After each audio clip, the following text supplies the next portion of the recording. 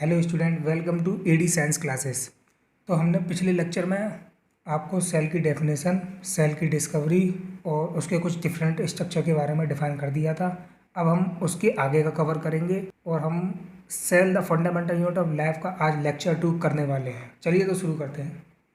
तो फ्रेंड, पहले मैंने आपको बुक से पढ़ाया था लेकिन मुझे थोड़ा सही नहीं लगा, तो मैं आपको नोटबुक पे पढ़ा रहा हूँ और इसमें सब कुछ बुक की जो इम्पोर्टेंट लाइन है वो हम सारी कवर करवा रहे हैं आपको। अगर आप बुक भी पढ़ना चाहें तो बुक भी पढ़ सकते हैं और आप केवल इसको पढ़ना चाहें तो आप इसको भी पढ़कर अपना सारा बेस क्लियर कर सकते हैं, क्योंकि इसमें मैंने वो सारी इंपॉर्टेंट लाइनें लिख दी हैं जो बुक में दे रखी हैं। मैंने खुद बुक को अच्छी तरह स्टडी करके इसमें आपके लिए नोट्स बनाए और आप इससे अपने नोट्स भी बना सकते हैं। तो चलिए शुरू करते हैं।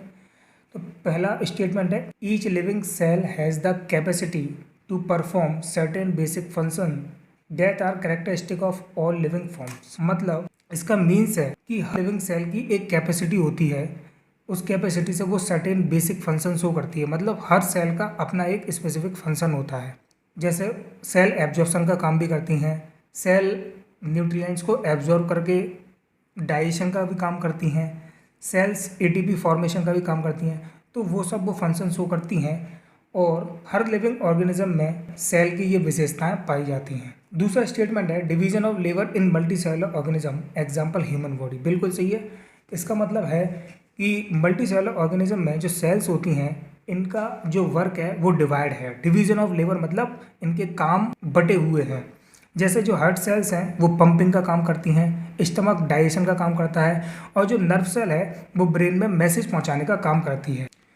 तो आगे लिखा हुआ है, different parts of human body perform different function. मतलब ह्यूमन बॉडी के जो डिफरेंट पार्ट्स हैं वो डिफरेंट फंक्शन शो करते हैं। जैसे जस्ट लाइक ह्यूमन का हार्ट, जो ह्यूमन हार्ट है वो ब्लड पंप करता है, स्टमक वो फूड को डाइजेस्ट करता है।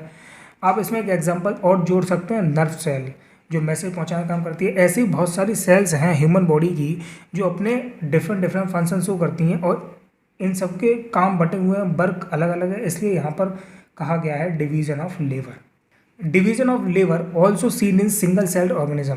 स्टूडेंट, सिंगल सेल ऑर्गेनिज्म में भी जो सेल होती है वो भी डिफरेंट फंक्शन शो करती है, बट फर्क बस इतना है, मल्टी सेलुलर ऑर्गेनिज्म में different cells different function show करती हैं, बट सिंगल सेल्ड ऑर्गेनिज्म में ओनली वो सिंगल सेल ही वो सारे फंक्शन शो करती है। चाहे फिर वो एब्जॉर्प्शन का हो, चाहे फिर वो एटीपी फॉर्मेशन का हो, चाहे वो अदर कोई वर्क हो, वो सारे फंक्शन जो है वो सिंगल सेल्ड ऑर्गेनिज्म में एक सिंगल सेल ही परफॉर्म करेगी। Just like single cell organism के एग्जाम्पल हैं amoeba, paramecium, bacteria, Chlamydomonas.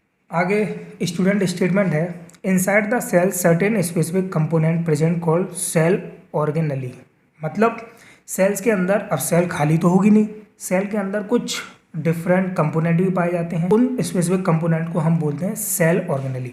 Cell organelle like जैसे गोल्गी एपैरेटस है, माइटोकॉन्ड्रिया है, राइबोसोम है, इनकी भी स्टडी हम आगे करेंगे। फंक्शन ऑफ सेल ऑर्गेनली क्या होते हैं? ये जो सेल ऑर्गेनली हैं इनके कुछ फंक्शन होते हैं स्टूडेंट। जैसे पहला फंक्शन है मेकिंग न्यू मटेरियल। मतलब सेल के जो न्यू मटेरियल हैं वो सेल ऑर्गेनली ही फॉर्म करती हैं और जो सेलुलर वेस्ट होता है उसको भी रिमूव करने का काम ये सेल ऑर्गेनली ही करती हैं। आगे स्टेटमेंट है student, these organelle together constitute the basic unit called the cell. मतलब यही जो सेल ऑर्गेनली हैं वो सब मिलकर इकट्ठा होकर एक यूनिट बनाती हैं, एक बेसिक यूनिट बनाती हैं जिसे हम बोलते हैं सेल। जैसे बहुत सारी सेल्स मिलकर एक ह्यूमन बॉडी बनाती हैं, उसी प्रकार से बहुत सारी सेल ऑर्गेनली मिलकर सेल बनाती हैं। तो हम सेल ऑर्गेनली को सेल की बेसिक यूनिट भी बोल सकते हैं। ओके स्टूडेंट, चलिए तो स्टूडेंट आगे हम देखते हैं सेल की डेफिनेशन। सेल की डेफिनेशन क्या कहती है? The cell is the basic structural, functional and biological unit of all known organism. मतलब सेल को लिविंग ऑर्गेनिज्म की basic structural and functional unit या बायोलॉजिकल यूनिट कहा जाता है, बिकॉज जो लिविंग ऑर्गेनिज्म के सारे फंक्शन हैं वो सेल ही परफॉर्म करता है। जितने भी फंक्शन है या जितने भी हमारे बॉडी में जो सेलुलर एक्टिविटीज़ हो रही हैं वो सब सेल से ही परफॉर्म करती हैं। इन लाइन का मीन्स ही है कि सेल जो है वो ऑर्गेनिज्म की basic structural and functional and biological unit होती है। कॉर्क सेल क्या होती है? स्टूडेंट आपको बुक में एक वर्ड मिलेगा कॉर्क सेल, जो आपके फ्रंट पेज पे दिया हुआ है। कॉर्क सेल क्या होती है? जिस पर रॉबर्ट हुक ने एक्सपेरिमेंट किया था। तो कॉर्क सेल एक डेड सेल होती है जो कि पेड़ की जो छाल होती है उसमें पाई जाती हैं।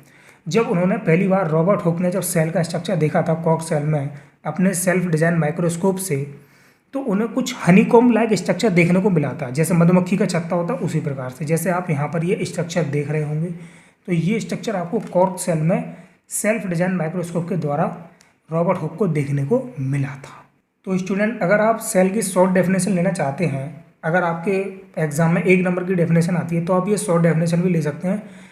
Cells are the smallest unit of life. बस खत्म। मतलब इस एक लाइन में सब कुछ कह दिया गया है कि हमारे जीवन की सबसे छोटी यूनिट सेल से ही होती है। सेल थ्योरी क्या होती है? तो स्टूडेंट ये बहुत इंपॉर्टेंट है। सबसे पहले तो सेल थ्योरी दी किसने थी? तो स्क्लेडन एंड स्वान, ये तो साइंटिस्ट थे स्टूडेंट, इन्होंने सेल थ्योरी दी थी। नीट के पॉइंट ऑफ व्यू से भी ये बहुत इंपॉर्टेंट है। नीट में भी ये क्वेश्चन पूछा जा चुका है कि सेल थ्योरी किसने दी थी। आगे सेल थ्योरी का स्टेटमेंट क्या कहता है वो हम देख लेते हैं। The cell theory that all the plant and animals are composed of cells and that cell is the basic unit of life. मतलब ये लाइन क्या कहती है फ्रेंड?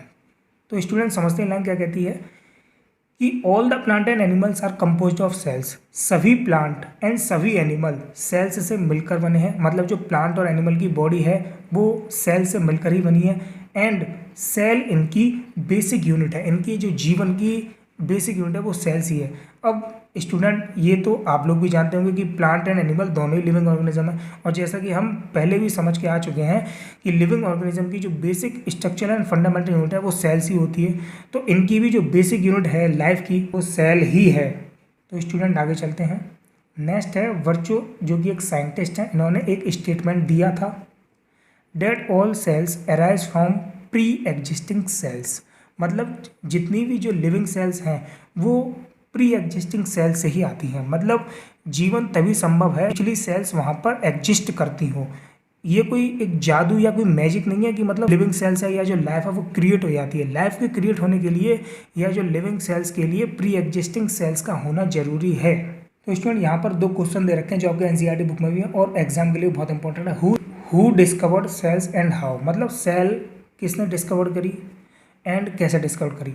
तो साइंटिस्ट थे रॉबर्ट हुक, इन्होंने सेल डिस्कवर की थी बाई प्रिमिटिव माइक्रोस्कोप, एक पुराने मतलब जो कि इन्होंने सेल्फ डिजाइन किया था और कॉर्क स्लाइस पे की थी। स्लाइस मतलब मैंने आपको बताया था पिछले लेक्चर में, कॉर्क स्लाइस का मतलब है जो पेड़ की जो छाल होती है उसके अंदर जो डेड सेल्स पाई जाती हैं। दूसरा क्वेश्चन है why is the cell called the structure and functional unit of life. मतलब सेल को structural and functional unit of life क्यों कहते हैं? The entire functioning of the living organism means जो लिविंग ऑर्गेनिज्म की बॉडी के जितने भी फंक्शन हैं वो कौन शुरू करता है या किसके द्वारा होते हैं? वो एक बेसिक यूनिट के द्वारा होते हैं जिसे हम सेल बोलते हैं। तो स्टूडेंट, अगर आपको वीडियो अच्छा लग रहा है और समझ में आ रहा है, आप अपने फ्रेंड्स के साथ इसको ज़्यादा से ज़्यादा शेयर कीजिए और उनको हमारे चैनल के बारे में बताइए और जल्दी से जाके चैनल को सब्सक्राइब कर लीजिए। और अगर आपने पिछली वीडियो नहीं देखी है तो इसका लिंक भी हमने डिस्क्रिप्शन में डाल दिया है, तो आप जल्दी से जाके उसको भी देख लीजिए। जय हिंद, वंदे मातरम।